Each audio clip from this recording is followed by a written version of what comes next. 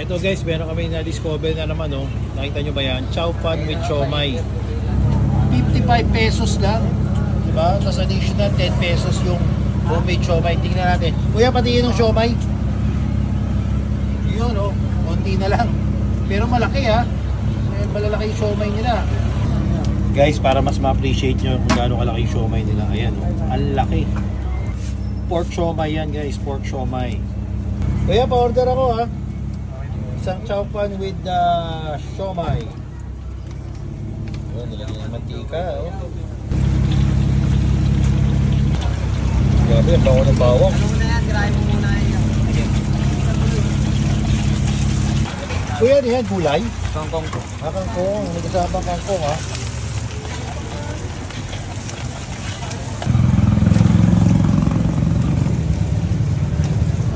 Ayun, kanin.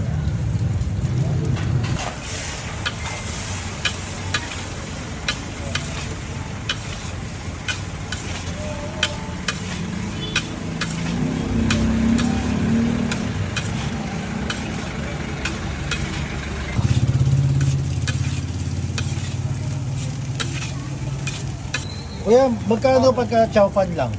30 pesos po. Magkano? 30 pesos po. 30 pesos yung chow fan lang. Oh, may karne pang halo, ah. Ano yung karne, boss? Pork po. Pork din po yan. Hinihiling na pork, oh.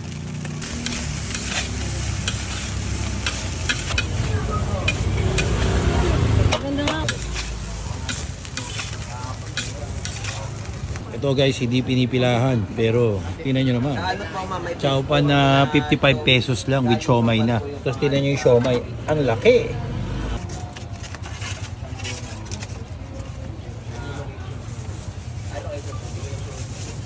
Marami na rin eh. Oh. Patingin kuya. Yan yung 20 pesos. Yan din yung sa 20, sa 55 pag kami siomai. Ah, marami na rin. dami.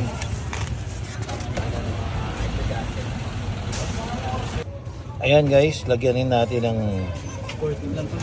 garlic, toasted garlic, syempre. Tapos may toyo andito. Lagyan natin ng toyo ang kanilang siomai. Tingnan natin kung masarap to. Pero guys, sobrang sulit. 55 pesos lang, oh. Ganyan kadami. So guys, ito na yung pinakamurang chow fan with siomai na nakita ko. Halagang 55 pesos. Bakit siya mura? Kasi nakita nyo ba kung gaano? Isang cup, malaking cup ng rice, di ba? Tapos yung siomai niya, ang laki, di ba? Jumbo siomai ito.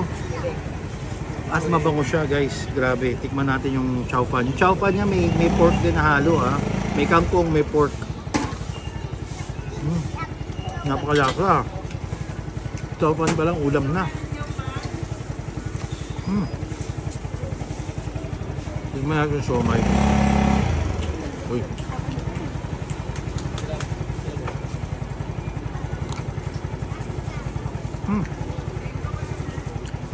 Eh, laman yung siomai, oh. Ang dami rin, oh. Grabe. Solid to, sobrang mura. Sigurado busog ka dito. Parang puno na ulit eh, oh. Kinain ko na yung ilang siomai tapos mga kanin. Nandito lang to guys sa May Galas. Mamaya tarungin natin si kuya kung saan yung exact location. Nakita lang namin to. Nakita namin na nagtitinda sila ng chow fan. So tinignan namin kung magkano, mura. Tikman natin syempre, di ba? Sobrang solid, ah. Ito pa nga.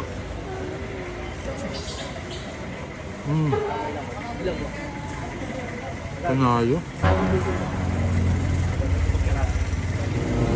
Sayang guys. Meron na sila Shanghai. Kaso naubusan na. Ubus na kaagad yung Shanghai nila.